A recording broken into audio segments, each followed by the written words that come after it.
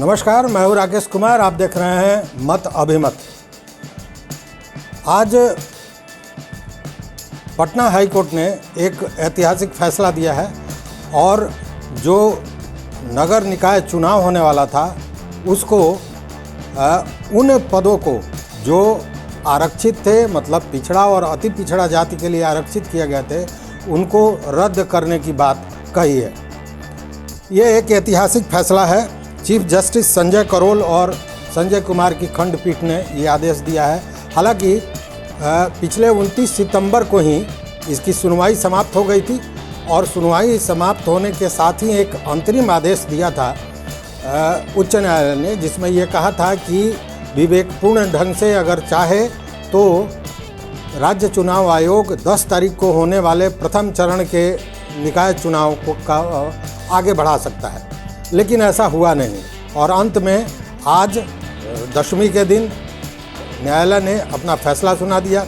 क्या फैसला सुनाया, इसको लेकर तरह तरह की बातें हो रही हैं, लेकिन असल मुद्दा ये है कि सुप्रीम कोर्ट ने एक आदेश दिया था मार्च 21 में, जिसके तहत कहा था कि राजनीतिक पदों के लिए जो चुनाव होते हैं उसके आरक्षण के लिए ट्रिपल टेस्ट फार्मूला को अडॉप्ट किया जाए। ट्रिपल टेस्ट फार्मूला मतलब कि सरकार एक आयोग का गठन करे, आयोग ये देखे कि उनके पिछड़ेपन, राजनीतिक रूप से जो पिछड़ापन है उसके पीछे क्या कारण है, उनका सामान्य जातियों के अपेक्षा संख्या क्या है, उनका अनुपात क्या है, और उसी समानुपात में उन्हें आरक्षण दिया जाए। लेकिन सुप्रीम कोर्ट के इस आदेश का खुल के अवहेलना हुआ है, ऐसी कोई चीज़ें नहीं हुई, जिसके बाद ये फैसला आज हाई कोर्ट ने दिया है।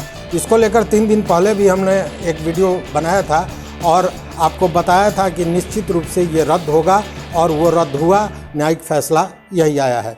आइए इस पर बात करते हैं। हमारे साथ हैं इस मामले के जानकार, जिन्होंने इस मैटर को लेकर शुरू से वो हाई कोर्ट के जो एडवोकेट्स हैं, जो अधिवक्ता हैं, जो न्यायालय मामले के जानकार हैं, उनसे चर्चा करते रहे हैं और ख़ुद भी पहले मेयर रह चुके हैं मोतिहारी के, डॉक्टर शंभुनाथ सिकारिया। क्या कहते हैं, आइए सुनते हैं। आज हाई कोर्ट ने नगर निकाय चुनाव में सुप्रीम कोर्ट के आदेश ट्रिपल टेस्ट का अनुपालन नहीं करने के आलोक में जो आदेश दिया है वह यह है।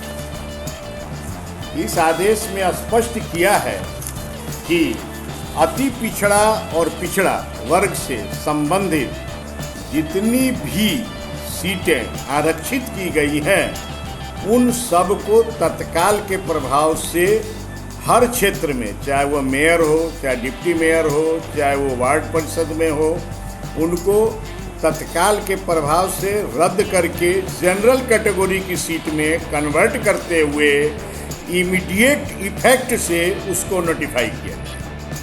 अब 2 बातें इसमें सामने आती हैं। उन सीटों को जनरल कैटेगरी में नोटिफाई अगर इलेक्शन कमीशन करता है तो उसके लिए पुनः चुनाव प्रक्रिया आरंभ होगी, तो समय अवधि बढ़ेगी।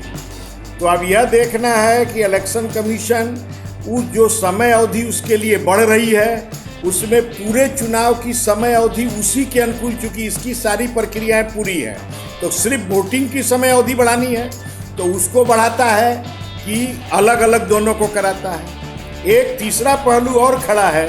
इसी ट्रिपल टेस्ट के वजह से 27 नगर निगम और नगर पालिका और नगर परिषद का चुनाव अभी तक लंबित है, जबकि पूरे बिहार का चुनाव एक साथ संवैधानिक प्रक्रिया में होना चाहिए।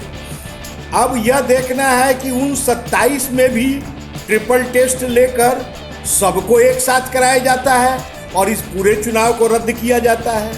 हाई कोर्ट ने यह स्पष्ट फाइंडिंग दिया है कि इलेक्शन कमीशन इंडिपेंडेंट अपना डिसीजन ले, बिहार सरकार से इसमें कोई मशवरा नहीं करे।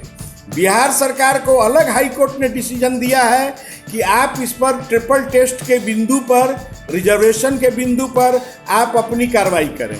अब यह देखना है कि दोनों मत में इलेक्शन कमीशन किस निर्णय पर पहुंचता है, क्योंकि पॉलिटिकल राइवलरी अगर अति पिछड़ा की सीटें नहीं मिलती है तो वहाँ फिर खड़ी होगी।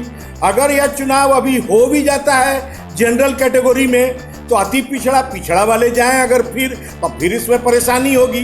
तो इसलिए मुझे ऐसा महसूस हो रहा है कि हाई कोर्ट के निर्देश और सुप्रीम कोर्ट के ट्रिपल टेस्ट के निर्णय के बाद, आदेश के बाद, पूरे बिहार के चुनाव को विशेष आयोग गठित करके ट्रिपल टेस्ट जो है इसके बाद आरक्षित सीटों के पश्चात एक साथ चुनाव कराया जाना ही नियमानुकूल, न्यायोचित और श्रेयकर है। तो सुना आपने, न्यायालय ने पूरे स्पष्ट तौर पर साफ कर दिया है कि वैसे पद जो आरक्षित हैं या तो ट्रिपल टेस्ट के बाद आरक्षण दिया जाए, अन्यथा उसको जनरल कैटेगरी के हिसाब से उसका चुनाव कराया जाए। तो देखिए अब आगे क्या फैसला सरकार और राज्य चुनाव आयोग लेती है। तो देखते रहिए फाइनल पोस्ट। चैनल पर नए हो तो निश्चित रूप से सब्सक्राइब कीजिए। हम पूरी अपडेट को आपके साथ शेयर करते रहेंगे। साथ ही वो आइकॉन वाली जो बटन है, घंटी वाली बटन है, उसको दबा दीजिए ताकि जो हम बनावें वीडियो वो सबसे पहले आप तक पहुँचे। और हाँ, निश्चित रूप से अपना जो भी मंतव्य हो, जो विचार हो, वो कमेंट बॉक्स में ज़रूर दीजिए। तो देखते रहिए मत अभिमत। बहुत बहुत धन्यवाद। नमस्कार।